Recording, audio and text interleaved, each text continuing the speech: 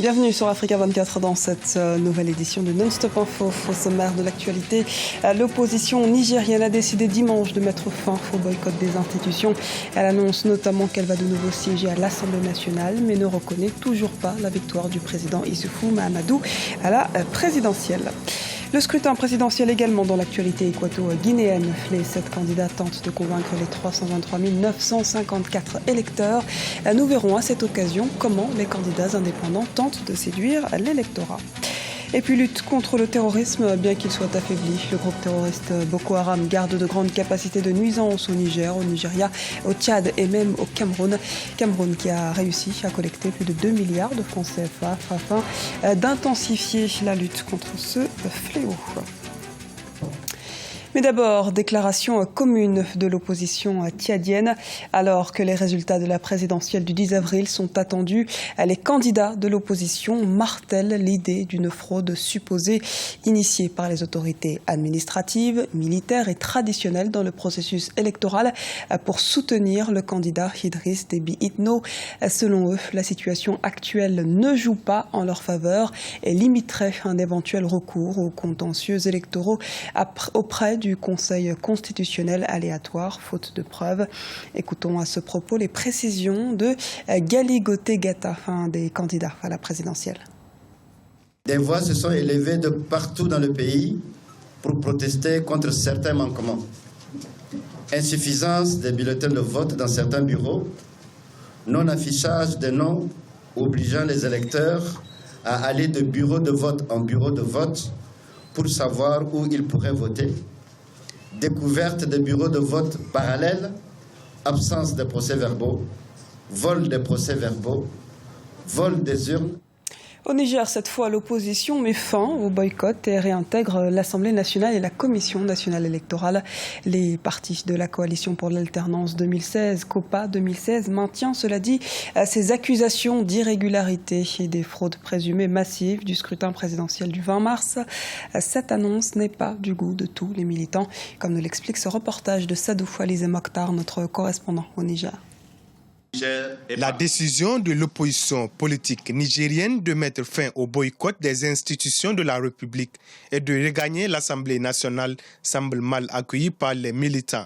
Au sortir de la déclaration annonçant la fin du boycott, certains militants n'ont pas manqué d'exprimer leur désapprobation quant à cette décision de leur leader. C'est quoi ça ?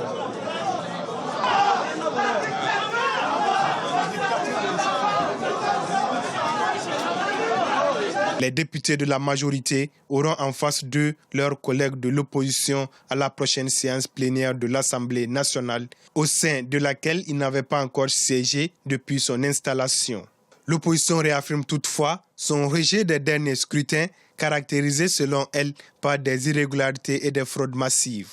À partir du moment où ils disent que les députés peuvent aller siéger, que leurs représentants de la CENI peuvent siéger, ça veut dire qu'ils reconnaissent toutes ces institutions-là.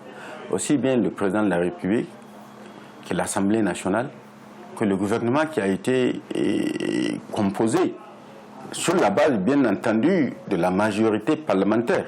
Et on se retrouve aujourd'hui dans une situation où ils pensent qu'ils peuvent entraîner les gens comme du bétail. Ça ne peut pas marcher comme ça. Ou c'est une opposition irresponsable, ou c'est une opposition inconséquente. Et entre les deux options, moi, je pense que c'est une opposition inconséquente. La coalition pour l'alternance 2016 annonce également son retour à la CENI dans la perspective des élections locales prévues le 9 mai 2016, auxquelles elle compte bien participer. La campagne électorale pour ces élections locales sera lancée le 30 avril 2016. En Guinée équatoriale, les électeurs ont rendez-vous le 24 avril pour élire le chef de l'État. En cette dernière ligne droite de campagne électorale, notre correspondant en Guinée équatoriale, Serge Kofi, vous propose le portrait des candidats indépendants qui affrontent le président sortant Teodoro Obiang Nguema Mbazoko. À l'absence de la Convention pour la démocratie sociale et les citoyens de l'innovation, deux principaux partis de l'opposition, Théodore Obiangema Bazogo, le président sortant et candidat du Parti démocratique de Guinée équatoriale, affrontera 6 candidats. Dans la course au fauteuil présidentiel cette année, il y aura 4 candidats issus des partis politiques légalisés et 3 candidats indépendants. Qui sont-ils? Buenaventura Monsuya Soumou, le leader du parti de la coalition social-démocrate, le PCSD, Baboro, se présente pour la deuxième fois au scrutin présidentiel. Carmelomba Bakale de l'Action populaire de Guinée équatoriale s'était quant à lui déjà présenté en 2009. Il prône le changement à la tête de l'État. Depuis la légalisation de mon parti jusqu'à aujourd'hui, nous sommes restés présents sur la scène politique. Nous ne pouvions faire autre chose qu'être candidats. Si je me suis présenté une seconde fois, c'est parce que le parti l'a voulu. Autre candidat, Avelino Mokacheme Henga. Il est bien connu de la vie politique équato-guinéenne pour avoir milité et dirigé l'Action populaire de Guinée équatoriale pendant 3 ans. Son parti politique, l'Union de Centre Droit, a été légalisé en 2015. Il se pose en défenseur de la démocratie et des libertés. L'Union du Centre Droit n'est pas un parti de la coalition du PDGE. Je ne fais pas partie de cette coalition. J'ai fondé ce parti avec la conviction d'être président de la République. J'aspire à la présidence de la République avec la conviction que j'ai la capacité de gouverner ce pays et redonner aux Équato-Guinéens une vie meilleure parce que le PDGE est un parti étouffé qui est à l'agonie et qui doit s'en aller.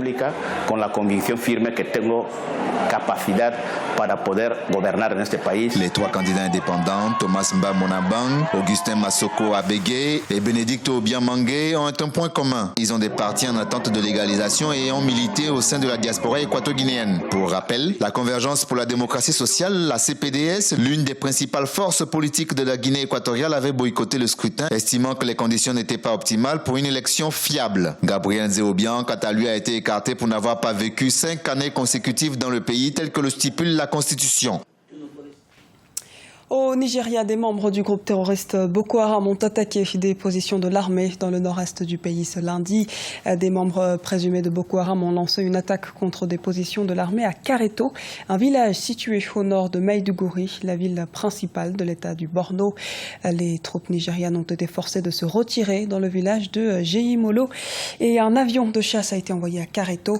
Notons également que depuis 2009, le groupe a fait près de 20 000 morts et environ 2 millions de déplacés. L'armée nigériane, avec le soutien de celle du Tchad, du Cameroun et du Niger, a réussi à reprendre des villes et des villages du nord-est du pays qui étaient tombés aux mains des insurgés. La persistance de la menace islamiste inquiète, cela dit, les pays voisins. C'est le cas du Cameroun qui a collecté plus de 2 milliards de francs CFA auprès du peuple camerounais pour contribuer à mettre fin à ce fléau. Explication de Corinne Kandem. 2,5 milliards de francs CFA collectés par le peuple camerounais pour soutenir les efforts de lutte contre Boko Haram. C'est l'information majeure que René Emmanuel Sadi, président du comité interministériel ad hoc de gestion des dons destinés aux populations et aux forces de défense, a annoncé samedi 16 avril 2016 à l'issue de la 5e session du comité qui s'est tenue au ministère de l'administration territoriale et de la décentralisation à Yaoundé, capitale du Cameroun. René Emmanuel Sadi a par ailleurs précisé la manière dont cette somme sera répartie. 1,5 milliard de francs CFA seront attribués aux forces de défense et de sécurité et 1 milliard ira aux populations de l'extrême nord, particulièrement affectées par la lutte contre la nébuleuse terroriste. C'est le chef de département du ministère de la Défense qui sera chargé de gérer dans les détails les modalités d'utilisation de ces fonds. Le peuple camerounais s'est levé pendant un moment comme un seul homme, essayant de donner sa participation, soit en nature. J'ai assisté plusieurs fois à l'acheminement des vivres qui partaient de leur point de stockage à la base aérienne 101 de Yaoundé vers le nord. Je sais qu'il y a un compte qui a été mis à disposition des donateurs. Et je sais qu'il y a une certaine transparence, un certain suivi. Je pense que c'est une répartition qui tient compte des réalités du terrain et puis des indicateurs que certainement les services du gouvernement ont pu transmettre à leur tutelle. Le comité interministériel ad hoc devra également régler les questions d'ordre logistique, telles que l'acheminement des dons en nature vers les populations vivant dans les zones les plus reculées du Cameroun. La location de camions pour de tels acheminements est onéreuse et les voies de communication sont à certains endroits en mauvais état. On n'a pas voulu contrarier le sentiment des Camerounais. Vous voyez, quand vous avez un paysan qui envoie 10 régimes de plantains au front. eh bien les acheminés coûtent bien plus cher que le plantain. Mais ce geste d'amitié et puis de solidarité n'a pas de prix, au contraire. Ça a une forte valeur ajoutée sur le plan psychologique lorsque les soldats voient un paquet de sucre arriver, mais tiens, c'est les gars du Sud, c'est les paysans qui vous ont envoyé ça, c'est les Camerounais du Cameroun entier qui vous ont envoyé ça. Ça a un autre prix sur le plan de vue psychologique. De nouveaux dons continuent d'être réceptionnés par le comité interministériel ad hoc qui poursuit ainsi son action. À savoir que le président de la République camerounaise, Paul Biya, qui en avril 2015 a créé ce comité, a apporté une contribution personnelle à la hauteur de 160 millions de francs CFA. Du sport à présent, début des matchs retour des huitièmes de finale de la CAF Champions League ce mardi et ce mercredi. TP Mazembe et le Wydad Casablanca se feront notamment face mercredi. L'équipe congolaise qui a été battue au match aller par le club marocain 2-0 doit riposter et sortir le grand jeu à Lumumbashi. Le qualifié de cette double confrontation rejoindra la phase de groupe de la compétition alors que l'équipe éliminée sera reversée en huitième de finale bis de la Coupe de la CAF Orange. C'était le journal de la rédaction. Merci de nous avoir suivis. À retrouver dans un instant une nouvelle édition de l'actualité sur Africa 24.